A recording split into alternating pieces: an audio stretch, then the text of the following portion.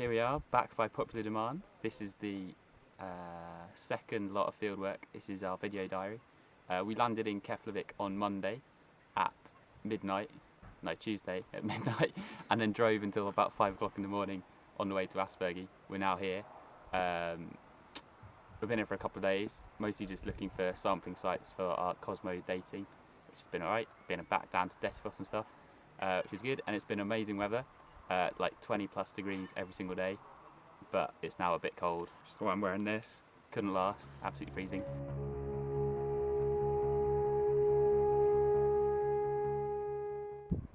Right, so we are back in Dettifoss, and here we have the Jökulsá Fjordland, which is flowing over there. You can see the gorge here, and we are here in a gorge which is dry now, an abandoned channel, which has probably been carved during one of the mega floods, because when you look up in the catchment, it's completely disconnected. There's no headwaters, and we're here to investigate some features here. We're filming here because this is an example of one of the blocks that we're going to be sampling for cosmogenics. As you can see, it's clearly a fluvial feature. It's been cut by abrasion. It's very smooth and polished, and it's right on the edge of this rim. So hopefully, the cosmogenic date we get from this should give a date when this canyon was formed. The reason it's a pluck block rather than taking a chip off the surface is because we're in a national park and we're trying to limit the environmental damage that we do with hammers and chisels.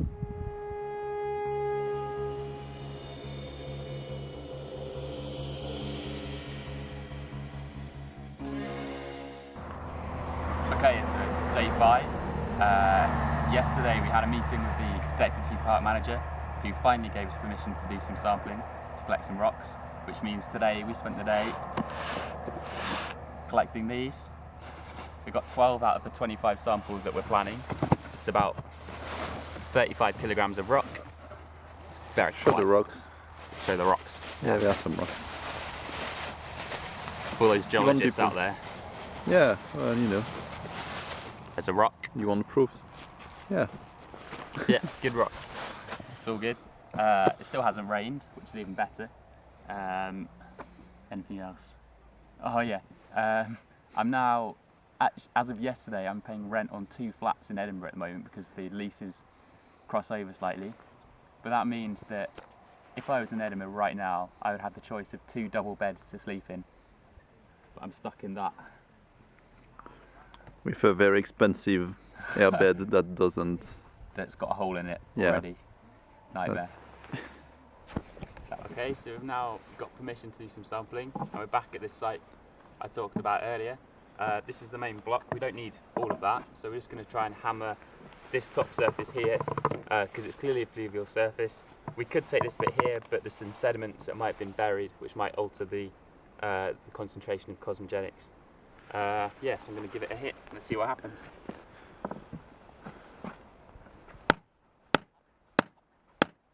Okay, so hammering took a little while longer than expected because I'm not very good at it, but these are the 2 bits we've got, and these are what we're going to be taking with us. And what we're after is the olivine, which you can see in that little circle there, which is very nice. Yeah.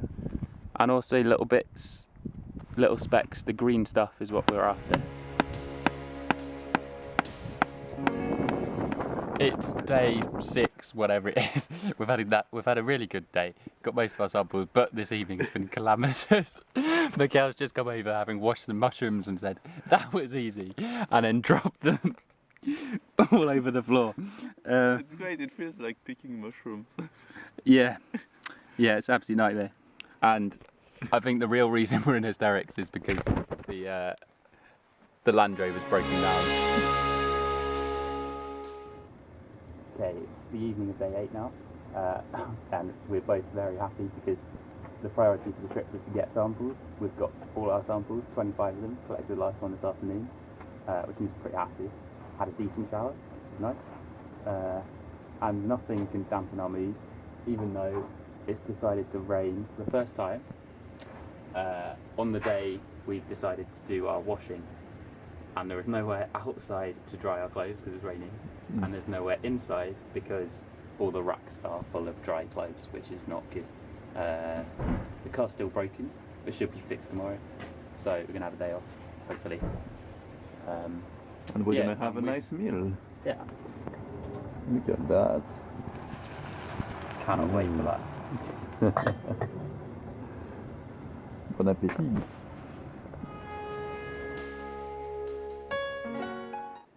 Okay, here we go. The new part has been fitted.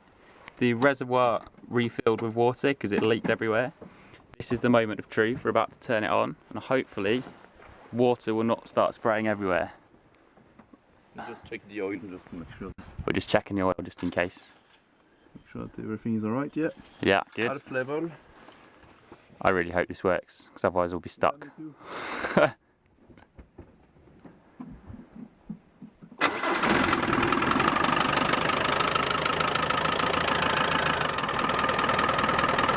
It doesn't look like any leak to me. I got it again. Yes, that is so good.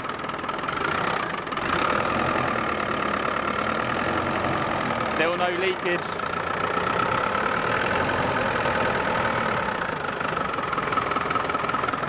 High five. Happy mechanic.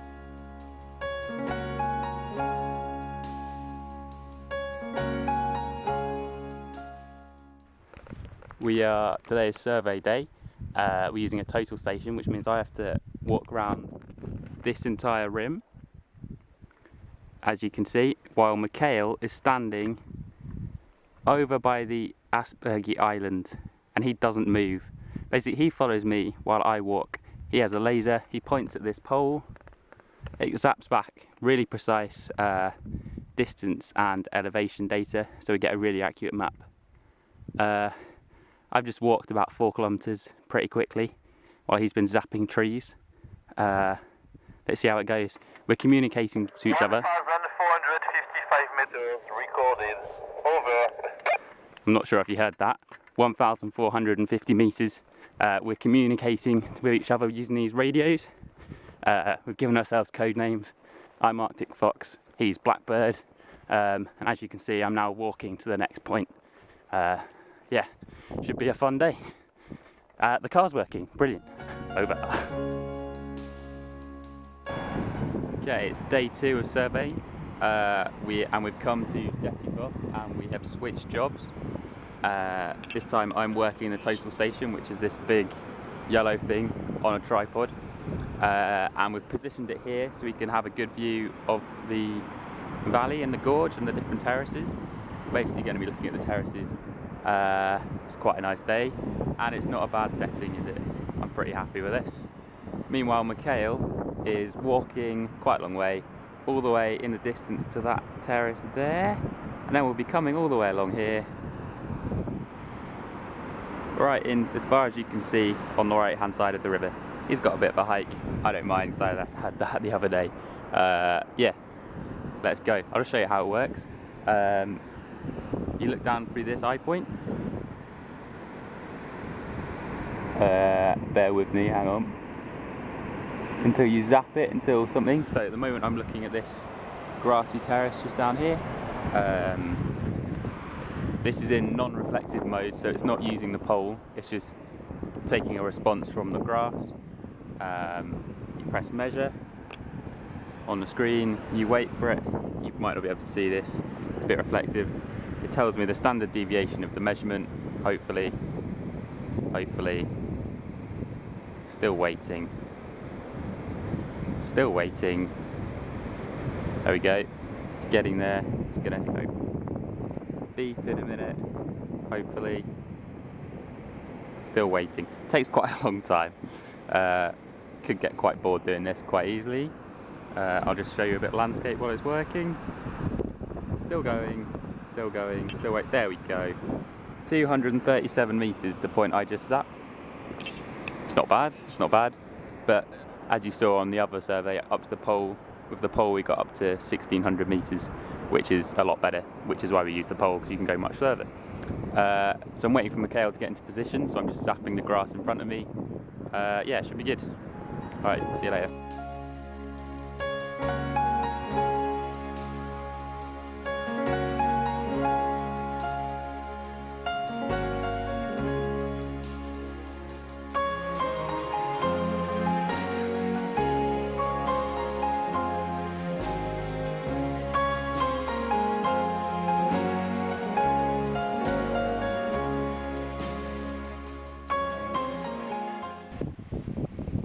During the course of a PhD, you become the world-leading expert on your topic, and my topic is all about mega floods, erosion, gorges, and waterfalls.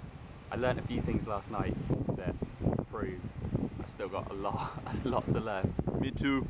The first, water falling from 30 to 40 meters is very noisy. The second, nobody turns off the taps at night time. And the third,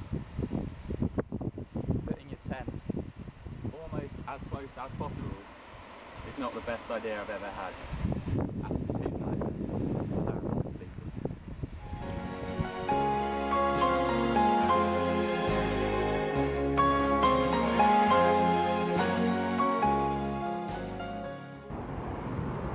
Right, so we're now back in Reykjavik 2 weeks after we started. It's a pretty good trip. We got everything done. At the start it was really nice and warm, but it's now a bit chilly. 2 degrees on one day. Not fun. Just see what Mikhail has to say, whether he enjoyed the trip. Yes, I did enjoy the trip, and I must say that our initial ambitious plan has been realized, so we managed to do everything we wanted to do, even with a broken down car that we managed to fix in the middle of nowhere with the help of the rangers. So we're back in Reykjavik. I'm quite happy to be back. Happy that I know that I can fly the samples back home with me, and yeah, happy to go back home unlike some others. So great trip. Do you want to add something? Yeah, so it's the end of my fieldwork, but I've now got 2 weeks demonstrating on a geography trip, so I don't actually get to go home for 10 days, no more than that, 2 weeks. Nightmare. But I hope you've enjoyed this second instalment of Fieldwork. Again, we've enjoyed doing it, especially the Olympic stuff, which you might not have seen yet because I haven't edited it in, but it'll be there. Thanks. Bye!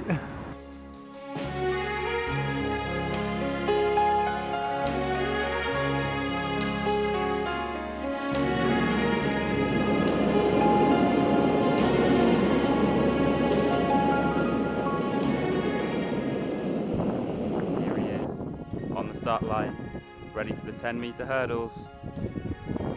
Mikhail Attal of France. Here he goes. On your marks, get set, bang! Oh.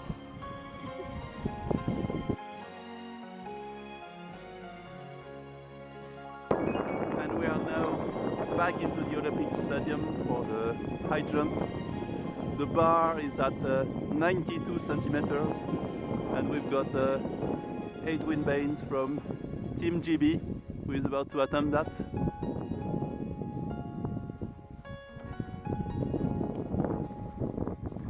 He passed it! Fantastic performance! And now, getting ready for the 45-meter platform dive, Edwin Baines from Team JB. He's been preparing for years. All the hopes of the countries are there. Oh no! Years of preparation reduced to nothing. What a shame. It would have been lovely to see that.